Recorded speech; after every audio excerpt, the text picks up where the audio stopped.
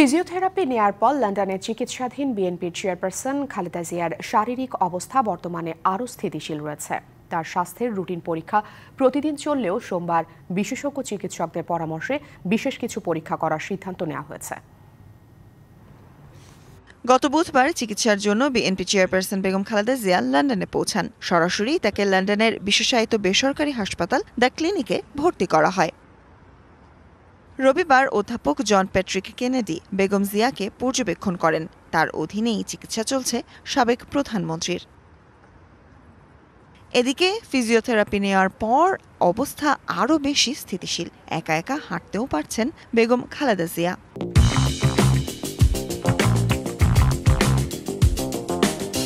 Professor Patrick Kennedy এসেছিলেন, উনি ওনাকে দেখেছেন। ফিজিওথেরাপি যেটা দেওয়া হয় সেটা ওনারা দিয়েছেন।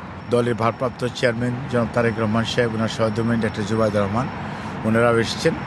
এখন উনি একটু রেস্ট নিচ্ছেন এবং গতকালকে এসছেও বলা যায় যে শারীরিকভাবে আলহামদুলিল্লাহ উনি স্টেবল আছেন।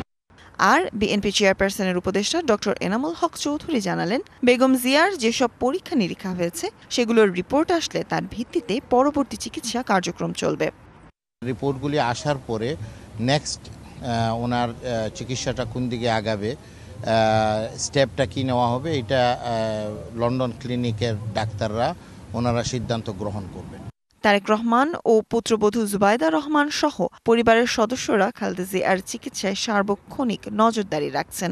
এছাড়াও তার রোগ মুক্তি কামনায় যুক্তরাজ্য বিএনপির সব ইউনিটকে দেয়া হয়েছে স্ব এলাকার মসজিদে দোয়া মাহফিল আয়োজনের নির্দেশনা।